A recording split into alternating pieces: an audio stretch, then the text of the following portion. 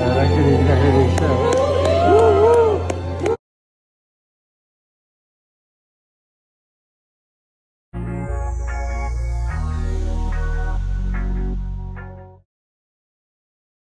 Kabilang naman nga sa mga naging flower girl sa kasal ng apo ni Tito Sen ay itong anak ni Vic Sotto at Pauline Luna na si Tali.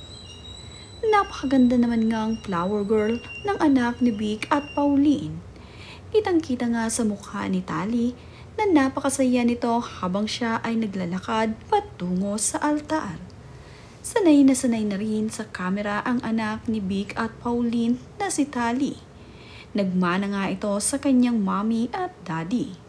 Kaya naman itong sina Pauline Luna at Vic Sotto ay proud na proud sa kanilang panganay na anak na si Tali. Hindi kasi mahiyain ang kanilang anak, kaya naman tuwang-tuwa ang mag-asawa sa kanilang anak na si Tali.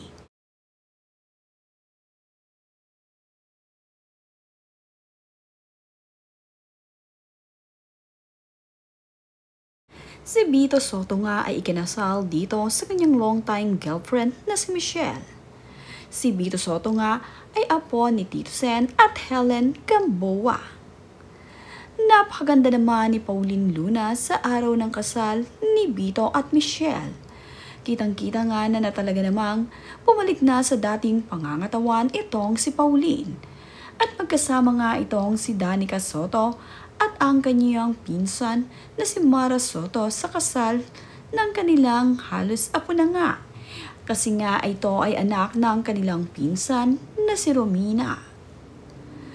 Ang kanya namang inaanak na si Anaya ay halos malaki pa dito kay Danica Sotto. Ito namang si Mara Sotto ay kasama ang kanyang daddy na dumalo dito sa kasal ng kanyang pinsan.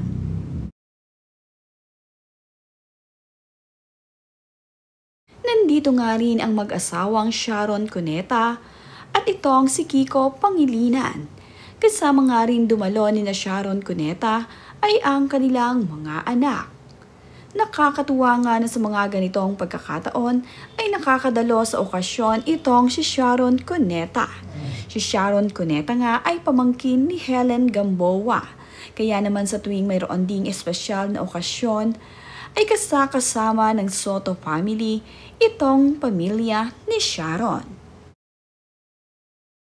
Mapapansin nga na nandirito rin ang anak ni Vic Sotto na si Vico Sotto sa kasal ng apo ni Tito Sotto. Nakakatuwa nga sa mga ganitong pagkakataon ang Sotto family ay palaging kumpleto. At sa tuwing may espesyal na okasyon ay tila naman nga nagkakaroon ng reunion ang Sotto family. Kasama nga ni Vic Sotto ang kanyang anak na si Danica dito. Makikita nga na sila ang magkakasama ni na Pauline Luna.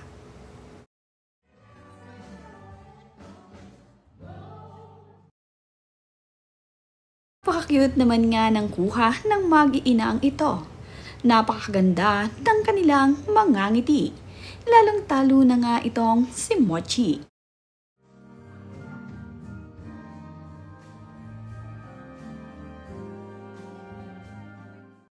Sina Danica Sotto naman nga Mara at asawa nito at ang iba pang miyembro ng Sotto family ang magkakatabi sa upuan dito sa wedding reception. Kaya naman napakasaya nila dahil parang nga lamang silang nagkaroon ng masayang mini reunion dito sa kasal ni Michelle at Vito. Sa tuwing mayroong okasyon ay ganito ang Sotto family. Picture-picture nga sila upang ito ay kanilang maging souvenir.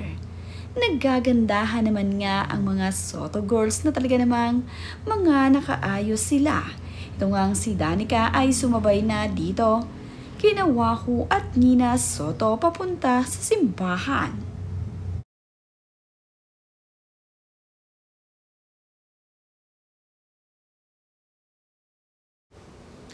Ang nakatabi naman nga sa upuan ni Kiko Pangilinan ay ang magkakapatid na Sotto. Katabi nga niya itong si Vic Sotto at nandirito rin itong si Val Sotto. Kasama nila itong si Maru. Sama-sama nga sila sa table. Masayang kwentuhan naman habang sila ay kumakain. Masaya naman nga itong sina Helen Gamboa at Tito Soto na ngayon ay kasal na ang kanilang apo na si Vito Soto. Apo nga nila itong si Vito dito sa kanilang anak na babae na si Romina. At ang miyembro nga ng Soto family dito sa wedding reception ay mayroong napakagandang mga kuha. At hindi mawawala dito sa magpipinsan na Danica, Shara at Mara ang pictorial sa tuwing sila ay nagkakasama-sama. Ito na nga ang kanilang pinaka-souvenir sa bawat gatherings nila. Talaga namang naggagandahan ang mga babaeng miyembro ng Soto family. Lahat nga sila ay nakaayos at talaga namang ang gaganda ng kanilang mga kasuotan. At after naman nga sa wedding reception ay nagkaroon na nga ng party-party ang mga ito. Kitang-kita nga na nagsasayaw itong si Pauline Luna at napapakanta na nga rin itong si Vic Soto.